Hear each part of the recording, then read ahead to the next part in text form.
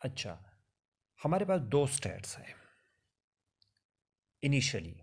एक है psi A of zero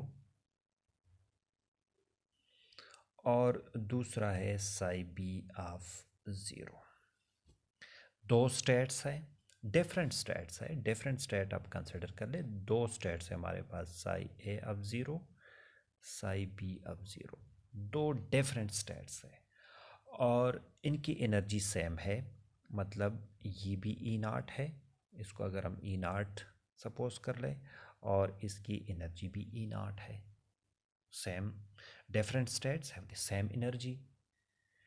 तो अब हमारे पास श्रोडिंगर इक्वेशन हम किस तरह लिखेंगे दोनों स्टेट्स के लिए? सिंपल सी बात है कि आपके पास psi A of zero H nought which is equal to E nought, और वही स्टेट वापस आ जाएगा। इसको अगर इस तरह लिख दे फिर भी ठीक है। सिमिलरली दूसरे स्टेट के लिए H naught psi B zero which is equal to E naught and psi b 0। अच्छा, दो स्टेट्स है, साई ए साई बी। श्रोडिंगर इक्वेशन हमने लिख दिया, दोनों की एनर्जी सेम है। और ये भी है कि दोनों स्टेट्स ऑर्थोगोनल स्टेट्स है। तो psi A of zero psi B of zero ये ज़ीरो के बराबर है। तो अगले स्टेप ये है कि we can right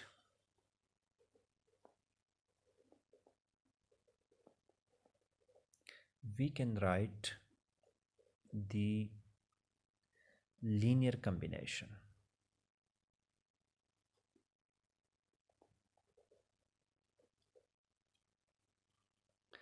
of these states as, किस तरह लिख सकते हैं?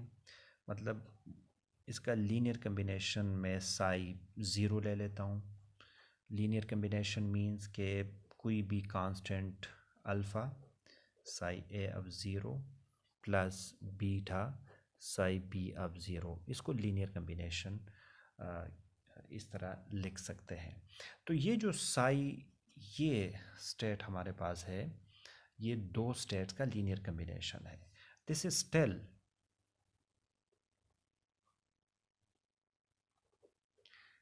an eigenstate of H naught। ये फिर भी eigenstate of H naught है with the same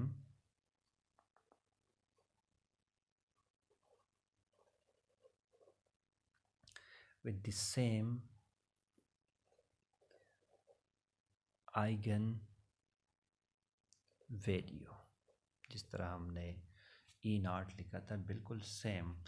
तो मतलब ये है कि अगर हम ये जो साई नाट है इस पे श्रोडिंगर हैमिल्टोनियन अप्लाई कर ले तो हमारे पास वही एनर्जी जो आइगन वैल्यू है वही मिलेगी।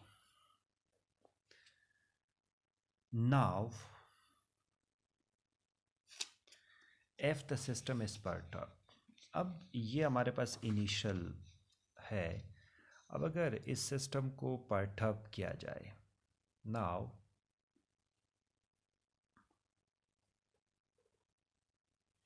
if the system is perturbed, इसको अगर परटर्ब किया जाए देन ब्रेक occurs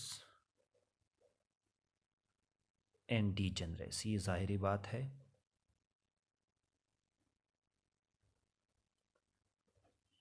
इसकी जो डीजेनरेसी है इसमें ब्रेक आ जाएगा। The common, it means that the common unperturbed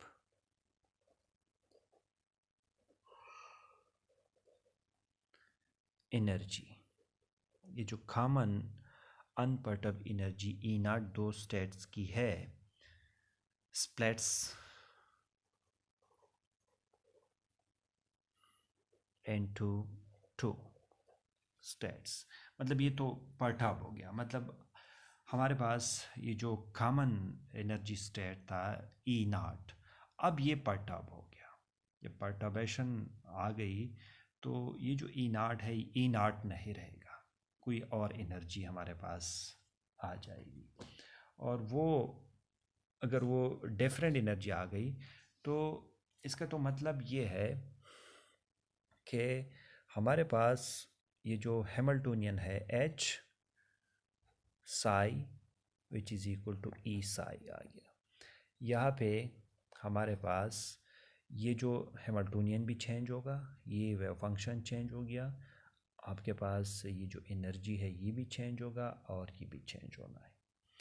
यहाँ पे बिल्कुल वही तरीका है, एच हमारे पास है एच नॉट जो प्रीवियस हमने लिखा था एच दिस, ई हमारे पास है E nought plus lambda E one plus lambda two E two and so on. Wave function हमारे पास psi zero plus lambda psi one plus lambda two psi two, बिल्कुल वही प्रोसेस जो हमने उसमें किया था। अब यहाँ पे हम इक्वेशन वन में ये सारी चीज़ें पुट करेंगे। After putting these values in equation 1, then we will get h naught plus lambda h prime, psi की जगह psi naught plus lambda, psi 1 plus lambda square psi 2 and so on, which is equal to e की जगह e naught plus lambda e1 plus lambda 2 e2 and psi की value psi 0 lambda psi 1 lambda 2 psi 2 and so on। अच्छा, अब इसको जो next step है comparison है, इसको कंपेयर कर ले। अगर हम ज़ीरोथ ऑर्डर अगर हम कंपेयर कर ले तो H naught psi naught which is equal to E not psi naught, ये एक इक्वेशन ये आ जाता है। दूसरा जो इक्वेशन है लेमडा, अगर हम कंपेयर कर ले, लेमडा नॉट हमने कंपेयर कर दिया, फिर लेमडा को अगर वन वन को कंपेयर कर ले तो हमारे पास एक और इक्वेशन आ सकता है और वो है एच नॉट साई वन। इसको हमने डिटेल से पहले ये डिस्कस किया हुआ है, तो सिर्फ कंपेयर करना है। E not psi one plus E one psi nought, तो ये हमारे पास एक और इक्वेशन आ गया। इसको मैं इक्वेशन बी अगर कह लूँ तो ठीक है। एक इक्वेशन हमारे पास ये आ गया जो इनिशियली अनपर्टर्ब है, और एक इक्वेशन ये आ गया जो फर्स्ट ऑर्डर है। अच्छा, अगर अब हमें इसमें अगर इसको अगर आप देख लें और हमें ये E1 चाहिए, फ़र्ज़ कर ले ये चीज़ हमें चाहिए, तो इस इक्वेशन को अगर हम डिराक नोटेशन में लिख दें और फिर इसमें से साई ए नॉट, दिस इज़ ये जो साई नॉट है, ये एहतियात से इसको हमने देखना है, क्योंकि ये जो साई नॉट है this is the linear combination of two states alpha A zero plus alpha B zero, sorry psi A zero and ये जो लीनियर कम्बिनेशन है ये बराबर है alpha psi A zero beta psi B zero.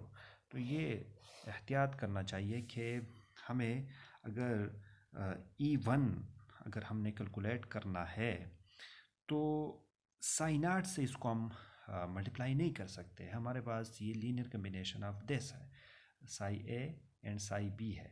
तो अगर हमें E1 कैलकुलेट करना है तो पहले साई ए जो पहला स्टेट है इससे हमने इसको मल्टीप्लाई करना है और बाद में इसको साई बी से भी कर सकते हैं। तो इसी तरीके से हमने इसको अब अप्लाई करना है।